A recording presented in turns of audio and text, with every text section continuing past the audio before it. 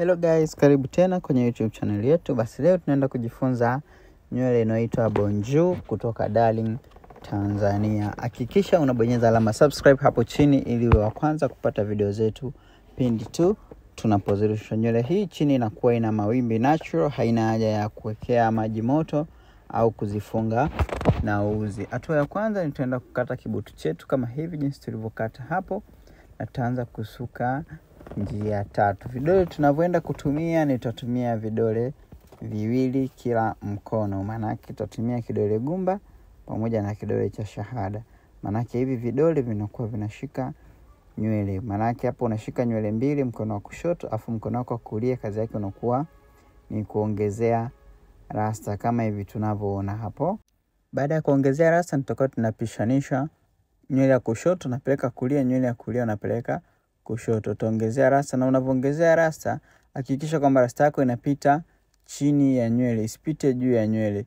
Inapita chini ya nywele kama hivi tunavyoongeza hapo, napitisha chini ya nywele. Hii inasaidia kuwa inakuwa haiweki mikunjo. Kuna nywele ukisuka unaona ina mikunjo, kwa hiyo hii kazi yake inakuwa ni kutoa mikunjo. Na kukumbusha usisahau kubonyeza alama subscribe hapo chini ili uwe wa kwanza kupata video zetu pindi tu tunapozirusha. Na wale wanaopenda mafunzo ya ana kwa ana, ofisi zetu zinapatikana Kimara, Korogwe, Mbagala rangi 3, Pugu, Kajungeni pamoja na Kigamboni Ferry. Huduma zetu ni nafuu sana na unaweza kulipia kidogo kidogo. Usisahau kubonyeza alama subscribe hapo chini ili uwe wa kwanza kupata video zetu pindi tu tunapozirusha. Unaweza kutupigia kwa namba za simu 0719 5697 mwisho 60. Kwa hiyo hapa ni tunaendelea kuisuka njia tatu hadi nywele inapoishiria.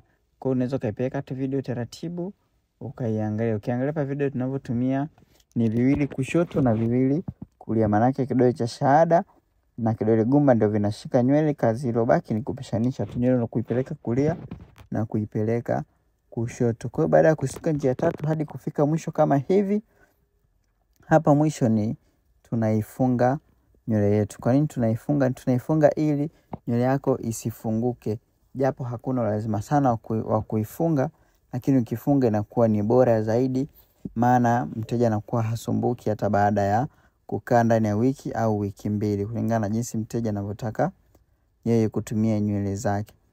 Kwa hiyo tumefika mwisho kama hapa, ni tunaigawanya nywele kidogo tu pembeni hapo, alafu tunaifunga. Unaweza kufunga fundo moja au mafundo mawili, na baada ya hapo mteja wako atakuwa amekamilika.